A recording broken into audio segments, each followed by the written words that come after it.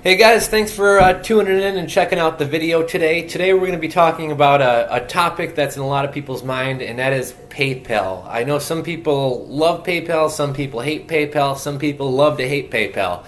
Today what we're going to be talking about is rolling reserves and what is a rolling reserve.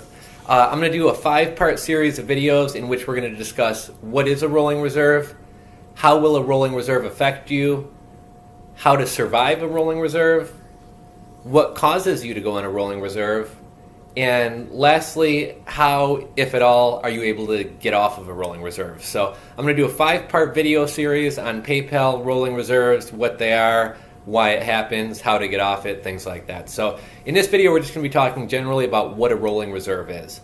Basically, a rolling reserve is PayPal or any merchant service provider, other credit card companies, First Data, and others are known to do this as well.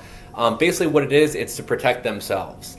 So, if you sell $100,000 worth of merchandise and you get $10,000 in chargebacks, if they give you all that money up front, you may say, you know what, screw you, I'm going to move to a different merchant provider, and you guys eat that 10 grand that I lost. Well, they don't want that to happen, so what they want to instill it with some merchants is what's called a rolling reserve.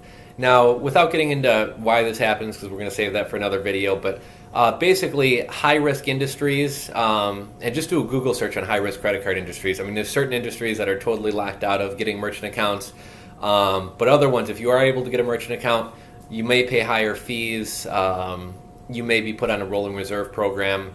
Rolling reserves are not unique to PayPal. People give PayPal a hard time about it, but honestly, probably 99% of people out there have not used a traditional payment provider or merchant services provider. Majority of people out there have experience with PayPal, but not real providers. So everyone likes to whine and complain about PayPal. Most people haven't tried traditional merchant service providers to where they would realize that you're going to face that with pretty much everybody if you're in certain industries. So like I said, a rolling reserve can come in many forms. You'll probably be contacted by PayPal. We're going to put you on a rolling reserve.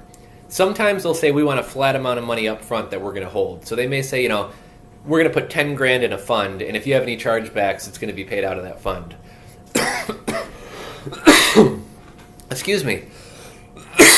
Other times, PayPal may say, okay, we're not going to take any money up front, but we want to keep 5%, 10%, 20% of all your sales for 90 days. On the 91st day, we'll release the first day of holds. On the 92nd day, we'll release the second day of holds. On the 93rd day, we'll release the third day of holds. So that's another way that they run the program. And in some cases, they may do both. They may say, we want to take 10 grand up front, and we want to hold 10% of your monthly sales.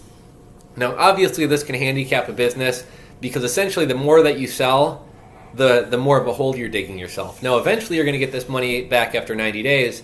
But if you do a high volume of sales, are you able to sustain losing that cash flow so that you can continue buying inventory and continue making money, even though, unless you have great margins, you're going to be losing money on every sale?